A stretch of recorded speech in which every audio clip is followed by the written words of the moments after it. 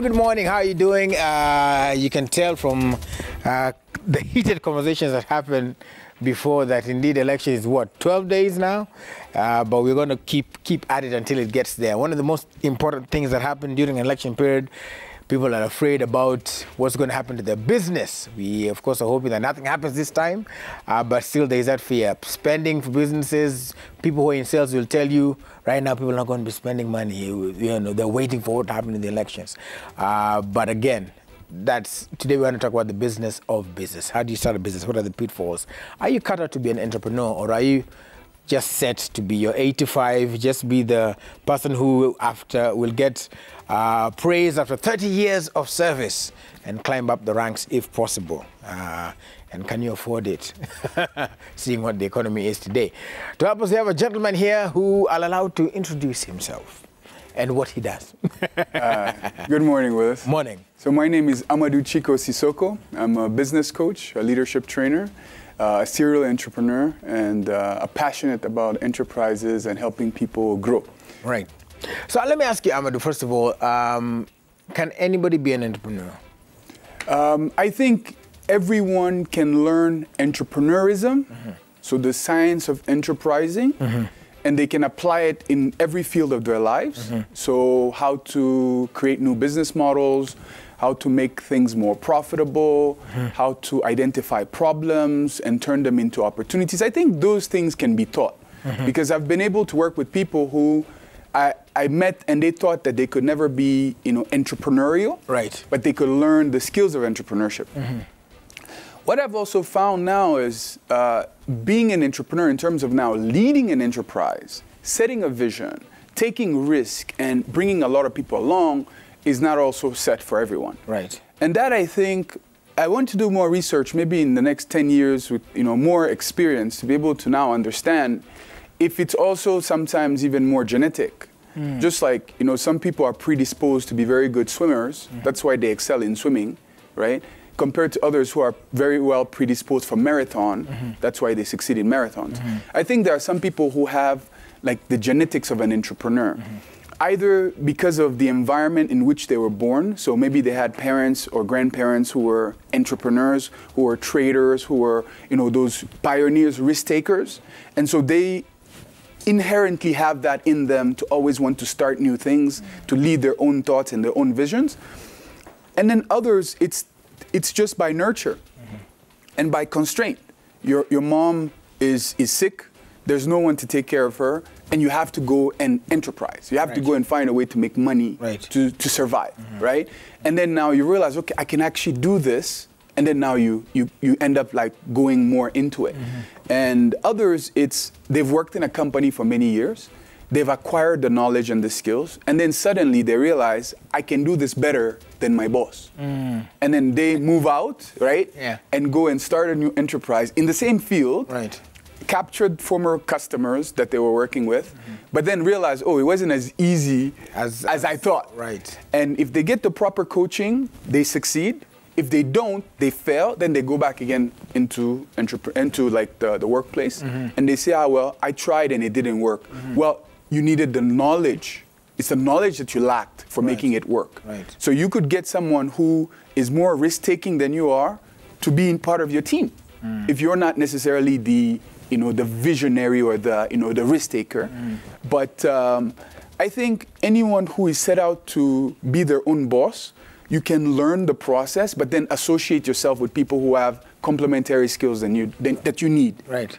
So associating yourself, there are even hospitals in this country that run the directors or the proprietors, people who started it out are lecturers, not necessarily doctors, but they're running hospitals. So when you talk about knowledge, is the knowledge also knowing the right people for the job?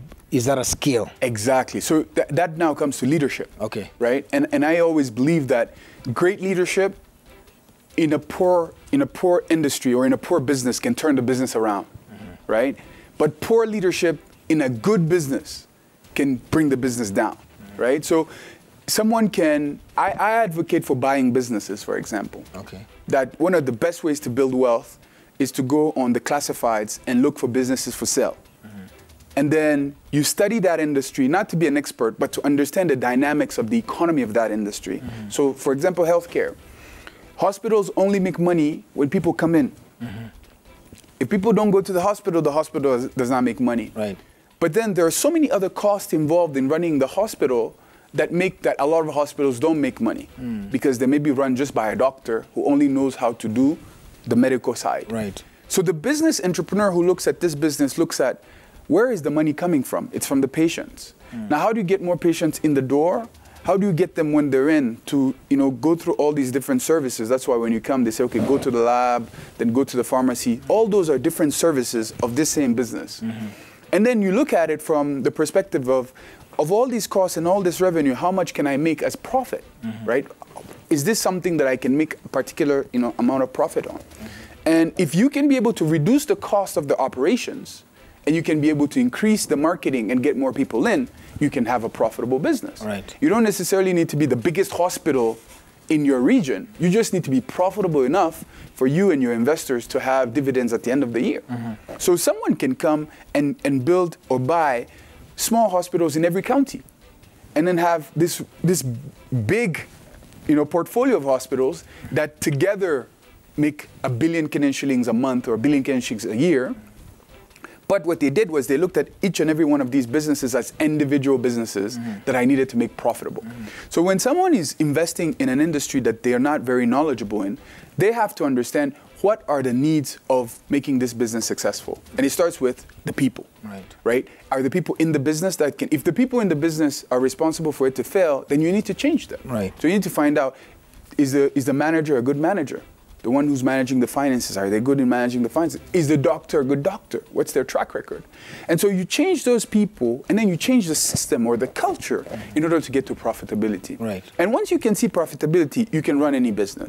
Right? So I personally believe that I enjoy building, but by experience, even just with the barbecue, for example, that was an experiment, right? Just saying, oh, there's an opportunity in the food industry. Let's build a small prototype business. And we did, and it worked, right? I've done the same in tech. I've done the same in education.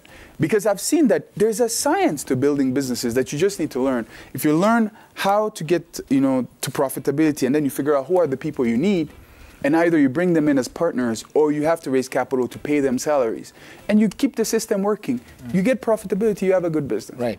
So how do you start? There are those who are watching and they've always wanted to start a business. There are those who are in their 8-to-5s, and like you said, they realize, maybe I can do this, and they want to branch out, even if it's not necessarily the business. One of the things that COVID did was to kind of wake up people, like you kind of need sort of a backup side hustle. Right? So people who want to start off, what are some of how do you do it? How do you even know that, I have the business bug, I can do this? Well, I think the biggest motivation for many people to start a business is money. Okay. Making money? Or just extra money, or money. Okay. Right? Making money, extra money, but money. And I think we've really demonized money because of maybe our Christian values, but it says the love of money is what is evil. The love of it. The love of it. Not money itself. Not money itself. And don't serve two masters. You can't serve God and mammon. So you can't serve God and serve money. But you cannot also fulfill your purpose without money. Right? Because money is the tool for you to achieve your purpose. But money is not the purpose in and of itself. So if you and I make a little bit more money today, immediately we're going to take our family on vacation, for example. So we're making the money for what? For the family. So the family and those memories is what is more important, right? So many people, when they go into enterprise, it's really to be able to improve their financial situation, right? So that also means that you're going in from a particular financial situation. Let's forget about the people who say, I started because of my passion. There are very few. Because at the end of the day, most people don't eat off of their passions, right? If you can be passionate about tennis, but you may not be a good tennis player. So how are you going to feed your children? Passionate about football. Exactly, right? However, Rashid Abdallah will tell you I'm not a good defender. Yeah, or you just go and you'll be like betting and thinking that, okay, that's how I'm going to pay off my... It's not going to work. So the real process is, I always say, follow the money that is in front of you. Because if, for example, let's say you are at home right now and you don't have any money at all, I'll tell you, go out into your neighborhood, right? Just go out and observe for 3-4 days. Where are people spending money, right? Your parents are buying skumas every single day, right? It's not a lot of money, but it's still money. They're buying these skumas every single day, right? For you to eat. They're buying, you know, water every single day. So food is equal to money, right? Can you start selling food? And that's someone who has nothing. Like, you literally have nothing. People are selling clothes every day because clothes wear out, right? You can't wear the same thing for 5 years. At some point, it wears out. Can you go and negotiate for someone who has a shop and tell them, I can go sell this to a place where you know there's a lot of people who are buying? Those could be students, for example, right? They don't have a lot of money, but they're still willing to spend the money on things. So for someone who has nothing, just follow the money, where the money is. Copy paste. I always say that, copy paste, because that's what all entrepreneurs do. There's nothing new under the sun, right? We all just take a mix of different ideas and match them together. But if you do have some money, or if you do have a specialty, what is the problem that your specialty can solve? So let's say you're a media consultant. So you have to figure out, this is what I'm very good at, but who has this problem and is willing to pay money for that problem to be solved? You could just create a broadcast group using WhatsApp, and go on canva.com, free flyer. Right. You make your own profile. I'm a specialist in communication. I can help anyone brand themselves. You may be a small business owner, I can help you do that. You create a broadcast group, you put 250 of the people you know who are in that field. Send them your flyer and follow up. You're gonna get at least 1 or 2 clients. And they're gonna be your first portfolio. Or you can even do it for free for them and then use that to go get others. So you can use your skills to start, right? You could be a carpenter who needs a chair. Go from door to door knocking on people's houses and saying, just like you see those guys who go to sharpen the knife. Yes. That's a skill. Because everybody has a blunt knife in the house. So we look at them and we look down on them and say, oh, they're lazy. No, or they're poor. No, they're probably making more money than you are, who's sitting at home waiting for things to come. If it's online, there's a thing called Google Trends. You can go on Google Trends and look at how much is, right, in Kenya. And Google Trends will show you what many Kenyans are looking for in terms of what they want to buy. And then you can, if you have some money, you can go on Amazon or you can go on Alibaba and buy that product. Put it on your own Instagram page and sell it. So those are just the basics. But if you do have some capital saved up, then you can choose which industry do I want to go in or which industry is there money in. Commission someone to do some research.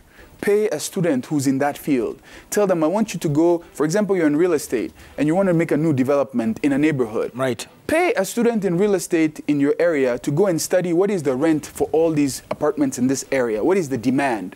It allows you to have an idea of what is the opportunity in that field. Then you go to your bank because you already have some capital or your Sekuo and say, I'd like to invest in this project. This is my research. This is my plan. This is how much I think I'm going to make. Right? You could hire a consultant for small fees to be able to do that for you. Then you go and defend the business. You pay off a deposit and the financier now gives you the rest. You build your blocks. You can even start with 5 units, 15 units, 20 units. But the goal is to create cash flow.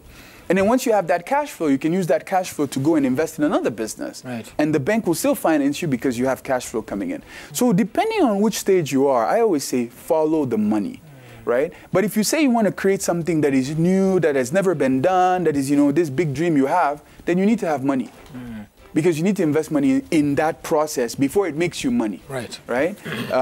So I think entrepreneurs should be comfortable making money because you don't go into entrepreneurship for fun. It's not a fun sport. That's right. Yeah, like it's not like where you're partying you're not even partying most of the time. You know, most of the time you're stressed, your hair is growing white, some are going bald, some are even becoming impotent because of stress, right? So at the end of the day, the outcome is profit. So if you find a way to profit, pursue that. And as you're looking for these ways, there are waves, right? Like you said, if you go, okay, that's a little bit more structured. If you go and look at the trends and see what people are buying, Google Trends, yeah. That's structured. But there are waves. Remember the quail wave? Yes. There are waves, everybody's like, you know, for example, So it can be the like fidget spinners. Yes, exactly. Fidget spinners for the babies. It can be, or just for concentration. It can be from quail, and it can be even importation of cars. Yes. So how do you not get like Mazdas, right? The wave, yeah. Why? How do you not? Because you're like, there are so many Mazdas, so let me get Mazdas. There are so many Audis, let me go get Audis. These days I see them a lot. So how do you not get swallowed up in a wave as an entrepreneur? So we have to also understand that we all have different gifts, right? You are very gifted in the ability to make people laugh, right? And the thing is, you could use that for just stand-up comedy. You could use it for making a movie, right? Or you could just use it plain to entertain your family, right? There are some people who are very good at identifying those waves, right? I call them traders. Like they're the guys who, like, if it's tires, they're in the tires for that. Or when the masks, they went big in the masks, and then boom, they went into the sanitizers. You know, I don't know what they're in right now, but immediately I think when COVID, they went back again. Probably right? vaccines, I don't know. So there are guys who are good at that, right? And they're mostly in the tenders, and in the trade, into the buying and selling. Some of us are not good at that. So if you're not good at that, don't follow the trend, right? If you're like me, who is a creator of trends, then you better just work on a few projects, but very big, right? If you're a follower of trends, you work on multiple projects, but very quick, very fast. If you're someone who has a very high concentration span, and you like working in a structured environment, go work for a corporation or go work for a space where that structure is already there. You know, those people who, when you go into their room, everything is well located. Right. They're a particular type of people. Right. People like us who things are all over the place, we're a particular type of people. People who wake up very early in the morning, particular type of people who like to work late at night, particular type of people. So if you're not the guy for the trends, if you're not able to see the trends coming and capture them, and then exit them before, like I have a friend in Meru. He's one of the biggest Toyota distributors in the Mount Kenya region, right? Very brilliant guy. Never went to university, nothing, but more learned than most university scholars. He's a guy of trends. He was a guy of trends. He built his own business on trends in the transport industry. When the Pro Boxes were coming in, he saw it very quickly and went and negotiated Pro Boxes, then went and started selling them to people and got a lot of people in that region to start using Pro Boxes for transportation. Then they would pay him back because he had a garage and they would come there to get it fixed. Then he saw... I did a story on the guy. Yeah. During transportation of Miraa and how they modified some of the... Yeah, so he then went into Matatu business. When he saw that the Matatu industry was growing, captured that space as well. Helped. Most of the Matatus in the region were, got their Matatus through him. Then the car tracking thing came. Boom. So now he's at a place where he doesn't need to follow the trends. Because he's made a lot of money. Because he's already established. And established. Yeah, because now it's about maintaining what he has. Because you have to understand, there's the hard journey of getting wealth, and then there's the harder journey of maintaining it. Becoming wealthy is one part. Maintaining it is a second part.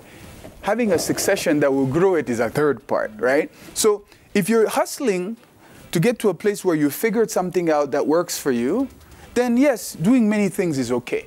But once you've figured something that is working, you need to now narrow your focus on that one thing, right? So I really think those who are, it's their brilliance, me never worked, right? Government tenders never worked for me. Those fast, one-time hits never worked for me. Like every time I've tried, it never worked. So I don't do it, And I've learned from some mentors that cash flow is more important than your mama, right? Yeah, so build cash flow businesses. Right. I advise everyone to have at least one cash cow, right? One business that produces for you cash, either on an hourly, daily, weekly, quarterly, monthly, quarterly, or yearly basis. Figure out just one. And then that cash flow, you increase it, and then leverage that, go to the bank and invest in another one, right? Because that's the only wealth you can have. Because without cash flow, there's nothing much you can do. I'd rather have more cash flow businesses than just money sitting in the bank. So when you talk about some of those waves, is there a difference between that wave and then how do you then recognize a business opportunity? like you said, if I go out and see people are buying food every day, sukuma wiki, right? That looks like a business opportunity to me.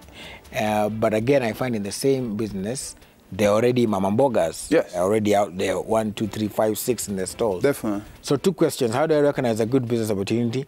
And then, especially because it may not be new. I'm entering into a market that has other people. How do I then stand out? Okay, good. So I think my philosophy is there's 2 ways of business identification. Okay.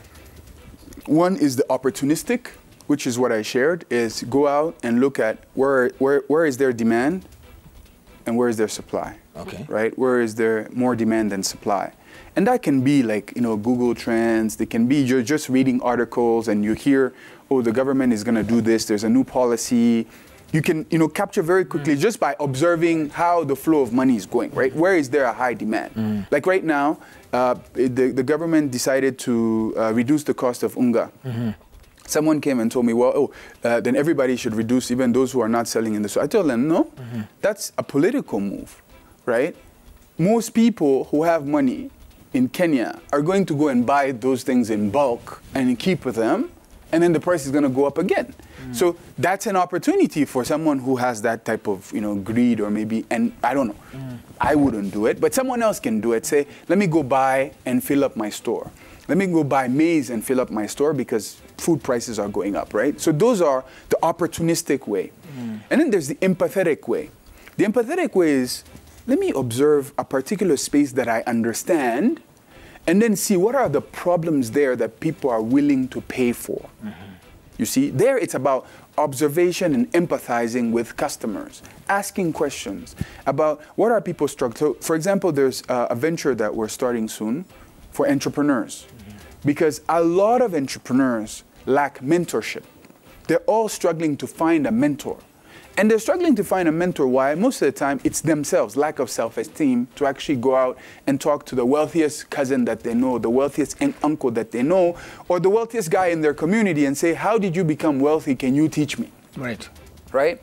But others, it's not just that they need. They need training and coaching and all that. So we did what? We went and asked these people, what are the challenges that you're facing?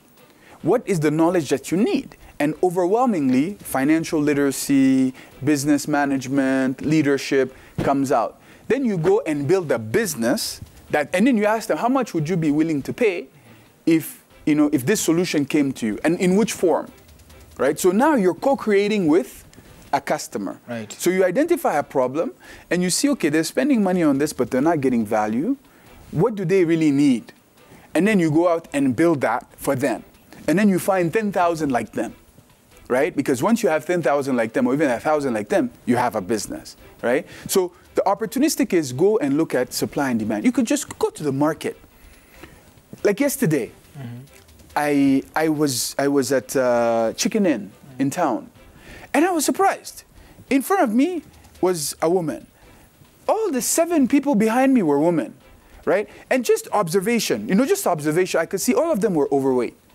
Yes, it makes sense. You're overweight because you're buying chicken in as dinner every night, right? Then I was like, okay, if I had time, I would just come there and sit the whole day and just observe.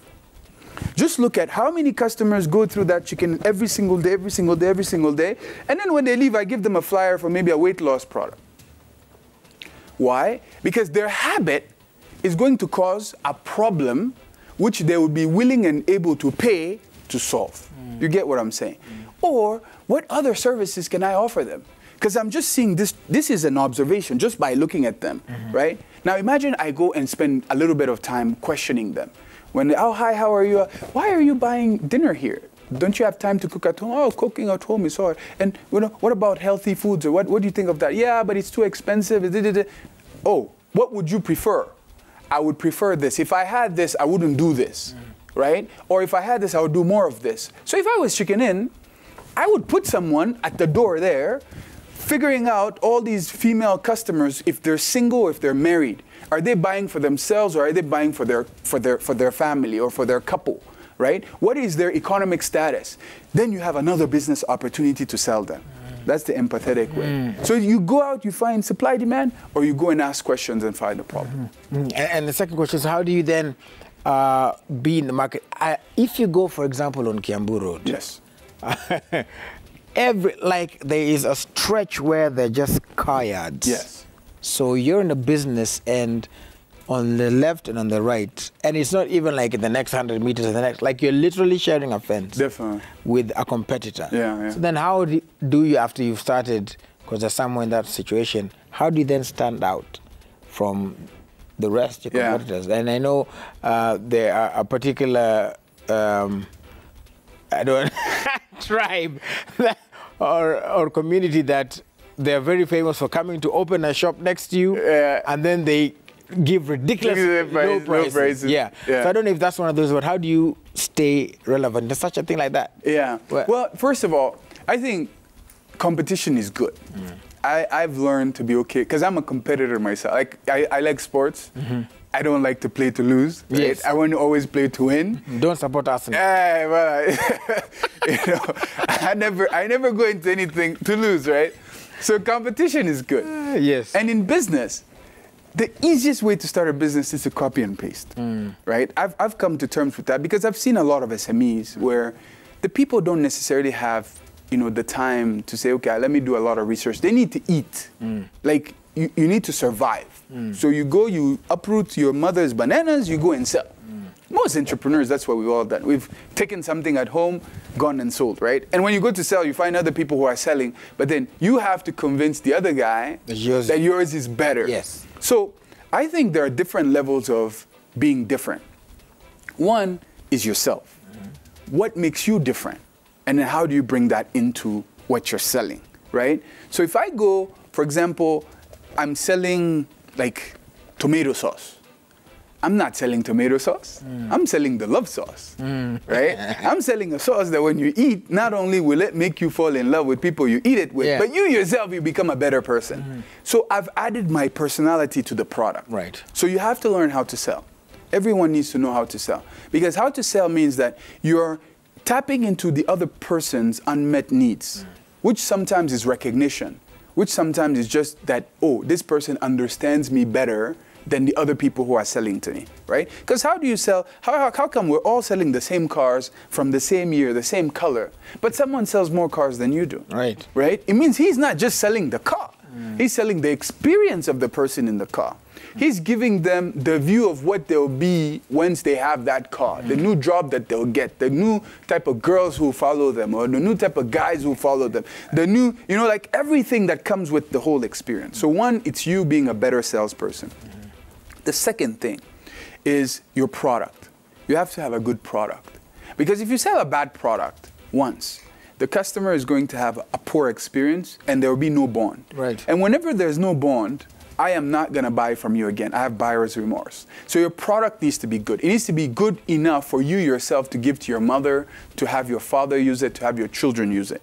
If you're selling something that you yourself are not willing to eat, if you can't eat your own dog food that you're selling, then most likely... Well, not you, but your dog. Yeah, your dog. Even you. Sometimes you have to taste the dog food yourself. So if you're not willing to at least have a good product, your competitors are going to defeat you. Third, understand the market dynamics, that if people are cash crunched like they are right now, and we're going into a recession, there may be a World War III coming up, and all these things are going to affect people's pockets and their willingness to spend, right? Because now they have to manage the little that they have. If you're not conscious of that, and who is the customer that you're selling to, so you're selling a Rolex, but you're going to Kawangware to sell it, then most likely you're not going to get your customer there, right? But you're selling a cheap product, and then you go to Spring Valley, then you're also not going to get a customer, right? Because their expectations are higher. So yourself, your product, your customer, and the market, right? You have to differentiate yourself in all of those aspects. Because always when you're successful, there's someone watching you and saying, I want to be like him, or I want to be like her. And the easiest way for them to be like you is to copy you. Right? Yeah, why in school we always did this? Why didn't we invent new answers? Yeah. Because the new answer is not going to give you and then you don't just do this for everybody. The last person in the classroom, you're not going to do this for them. Yeah, you're looking for the best, because you know whatever they're written, most likely it's the truth, right? So as your business becomes successful, people are going to come and want to copy you. And don't underestimate them. Don't overestimate yourself in business. I think that's the biggest stupidity that we have as entrepreneurs, is we overestimate our abilities and we underestimate our competitors. Or we underestimate our abilities and we overestimate our competitors. And if you do both of those, you will fail. Right. So differentiate yourself that you are not just a salesperson. If you're selling Mamamboga products, dress up well. Be clean. Have the cleanest stand. They're going to buy from you. Why? Because they're going to think your products are cleaner than the others who are just there, randomly selling. So I think entrepreneurs should always try to differentiate themselves, their product, their strategy. Always try to do something different to improve. Right. And you've had the opportunity to start businesses and be in countries where have at least knowledge about starting business in other countries. So for a Kenyan who's watching, what is the ease of starting a business, have you found, in Kenya? Is it easy to set up? Does it take time? What are the pitfalls that somebody can expect? What do they need? Yeah. So I've been here in and out of Kenya for the past 7 years or so. And one of the things that I'm really grateful to have been able to learn is the Kenyan entrepreneurial spirit, which is not everywhere. Right? There are countries, if Kenyans go there, they'll just be bored. They're like, let me just go home. This place is too easy, Because here, competition starts from school, right? From elementary school, it's put in your head, defeat the other student. Right. Then you leave, you go to high school, defeat the other school. Then you go to university, defeat the other candidates. Then you go to the workplace, it's the same, you're competing all the time, right? So one thing is, in all fields in Kenya, try to be the best you can be. Make that your number 1 priority. Stop focusing on the competition, because everyone's focusing on the competition. And that's what's distracting a lot of people. So here, Willis just launched a new show. Let me go launch one too. But you don't know, maybe he did 2 years of research before launching that. Yeah. Right? You just saw it and you run and do it. It doesn't work like that. Focus on yourself. That's one. Secondly, the country has a lot of riches. You have a very diversified economy. Like in my country, Guinea, our economy is 100% focused on mining. So, and mining is controlled by the government and these large corporations. So, not everybody can enter into that space, right? So you can't find many millionaires or many rich people outside of trade, buying and selling. Manufacturing, there's not many people. But here you have manufacturing. You have a lot of Kenyans across the counties who own manufacturing units that are very successful and very profitable. 20-year businesses that their children are benefiting from. You have agriculture. Agriculture from production, from research to production, to seedlings, to agro inputs, to distribution, to processing, to shops, to supermarkets. So there's so many different opportunities in one industry. You have IT. You have people here who are working here and doing exams for people in the US. Yeah. Right? And actually passing them. Yeah? Yeah. And they've even built businesses where they're employing other people to do that for them because of the good internet, right? You have, what's it called? Energy, right? You have people who have their own gas cylinders that they're selling to buildings. You have laundromats. You have services. The service industry is also so wide. So it means in Kenya, you can succeed in any business if you stay focused. The biggest problem we have in Kenya is we lack focus. Why? Because we've been raised to always look at the other person. Oh, where were you? What were you doing when you were 18? Because you saw an 18-year-old who built. That's not common. Okay, it's like a 95-year-old running a marathon, and then you look at your grandmother and say, what have you been doing your whole life? Look at your. But they're not the same. The two cannot be compared. Yeah. You get what I'm saying? Yeah. So I would advise all Kenyans, be the best you can in that field that you're in. Right? Like challenge yourself every year to grow by 1 percentile of excellence, right? And secondly, focus on not more than 3 things. And then figure out of those things, which one did God give me as my rod, right? Where I'm seeing more and more results. And then push further into that space. Because as long as you're trying to be, average in all these things, you cannot be excellent in one. And this country rewards excellence, right? This country rewards even excellence in the bad, right? No, if you excel in the wrong thing, you will be rewarded. If you excel in the good thing, you will be rewarded, right? And we need to work on the other one. Yeah, no, it's just the culture, right? Because we're a very polarized society as well, right? So, and we have a lot of freedoms. Yeah, you have one of the best constitutions that gives people the right to express themselves. And so some have taken it to the extreme, and they have followers there, and they're making money there, right? And then others are, no, I want to be on this side. And I see often, even in the media, you have these polarized figures who come together, and both of them have an audience, right? So it means that this is a country where the opportunities are endless. And I urge more people in Kenya to take advantage of the opportunity that they have, because not every country has what you have. Not every country has foreigners. Like right now, this season, there's foreigners flocking into the country, right? Some countries don't even receive like 1% of the foreigners who come in Kenya because of the terrorism or lack of infrastructure or poor branding of the country. And for those who are, anxious about the elections as well, because we are in a political season, is no candidate will come to make the country worse than it was. Every candidate who comes wants to prove themselves. Both of them want to prove themselves, right? I don't see corruption disappearing, because it's like, it's in the blood of all of us. It's in the air, right? So when we purify the air, we'll purify it. But what I do see is the economy is going to improve. Why? Because they have to do it. There's no other choice. So I want to be amongst the people who have faith in things getting better, and so working towards that, than the people who are complaining that because things are so tough, things are just going to get worse, right? So take the opportunities as much as you can, but focus and be the best you can be. And the country will reward you. And then talk about, you mentioned something there, and you talked about it a lot, the internet has come through, especially during, of course, COVID and everything. People really were looking for ways to make money online. Definitely. And again, like you said, good and bad. Those who made money the right way, those who, I think there's even an increase in scammers. Oh, so many.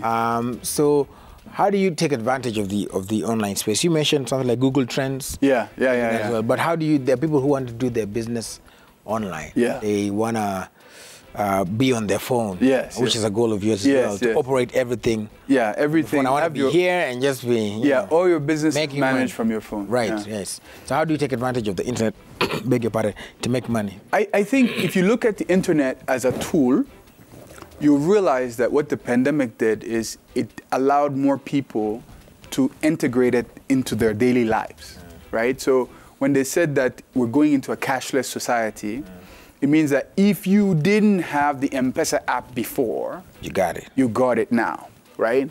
And then all these businesses, because of their users now using the internet more often, also had to have the internet. So more businesses started installing Wi-Fi in their premises. And so more of their employees were now connected to the internet, and more of their clients and customers are connected to the internet. So it's easier today to even find more free Wi-Fi than it was before. Right. Because every business now in town centers, in urban centers, has Wi-Fi for their own operations. Because now you have less people who want to come to your shop. You have more people who just want to call and buy your service. So it means that if you have the opportunity to sell online, you have to see that as a way for you to generate more profits. Because you're still running maybe the same brick and mortar business with the same operations, rent, water, salaries. But now you can get customers that don't necessarily walk into your business, but pay you for the same service or for the same product.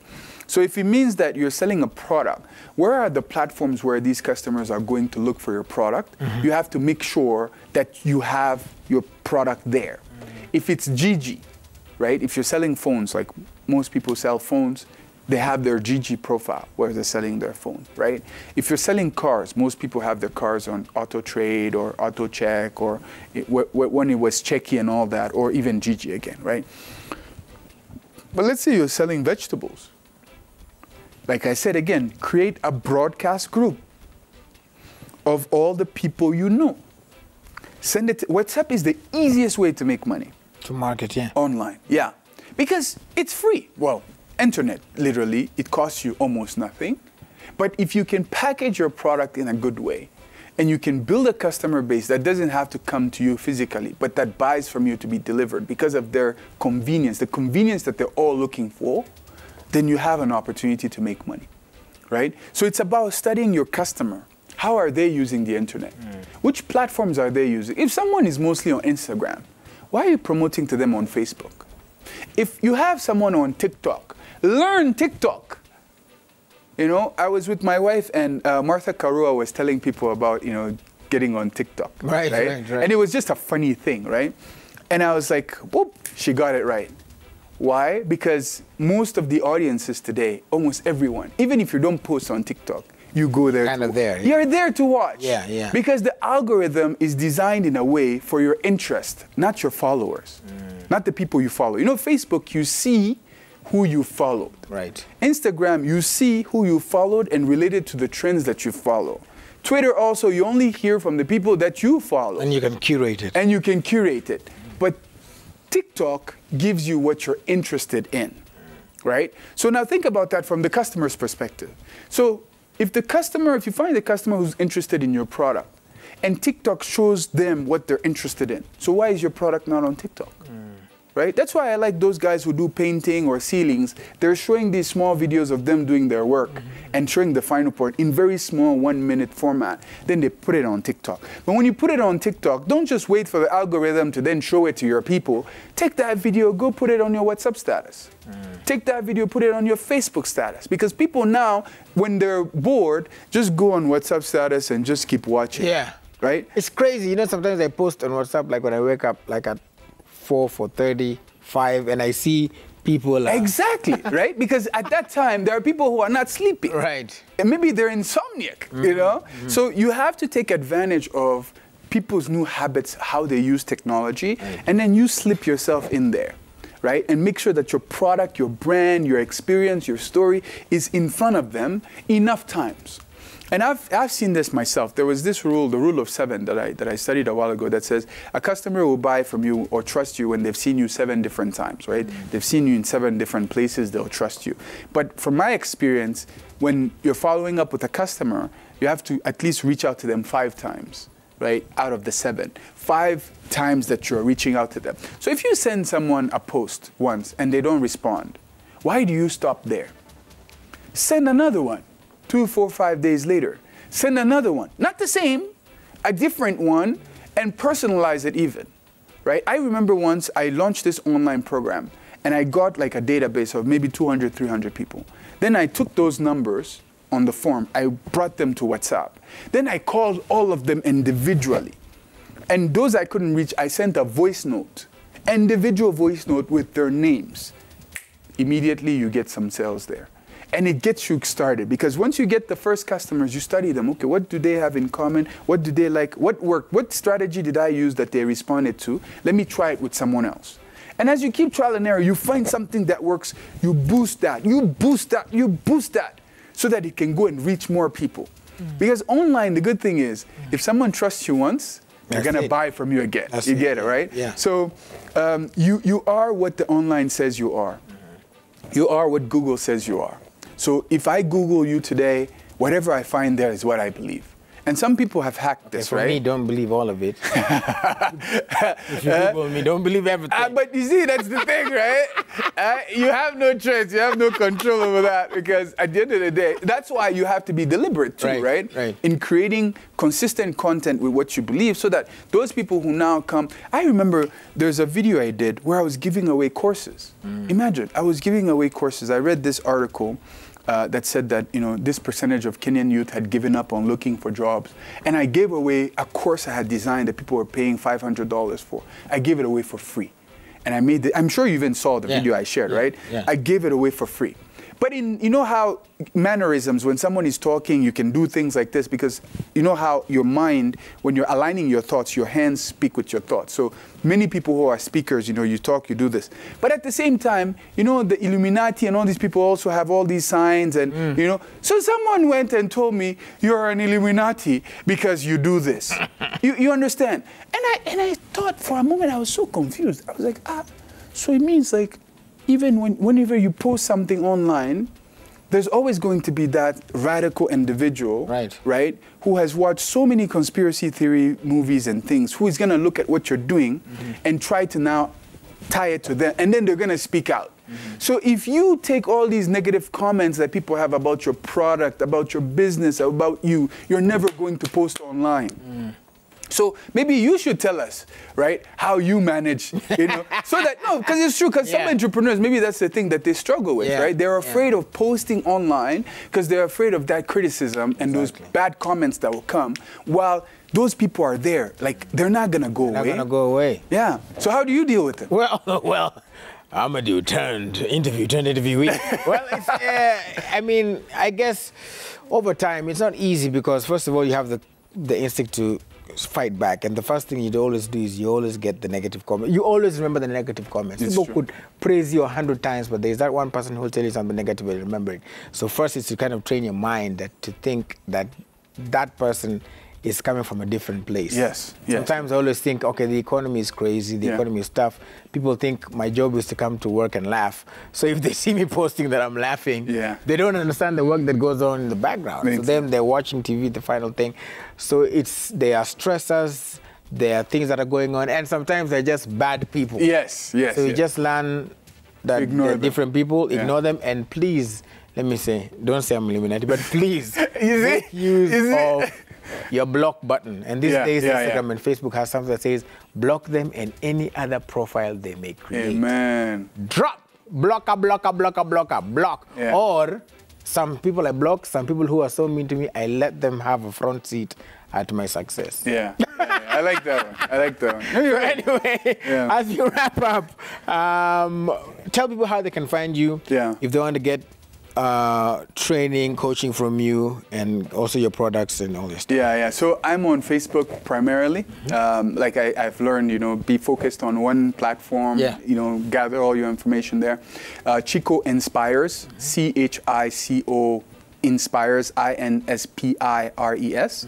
And you reach out, you know, I share all my content there. I have daily worship for entrepreneurs where we pray and, you know, just encourage people to keep building their businesses God's way.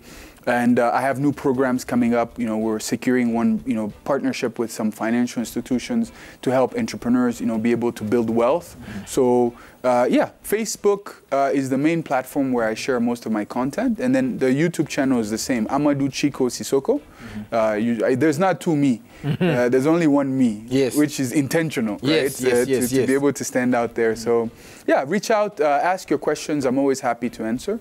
And then those who are looking for training and coaching also, we're always open to help. All right. Well, thank you so much for your time and for sharing with us this nuggets. Listen, this is going to be available a little bit later on YouTube, so make sure you check it out if you haven't, if you want some tips. And also on our Citizen TV digital platforms, you can find snippets of the interview there as well. But most importantly, go and check it out on YouTube. Take some notes.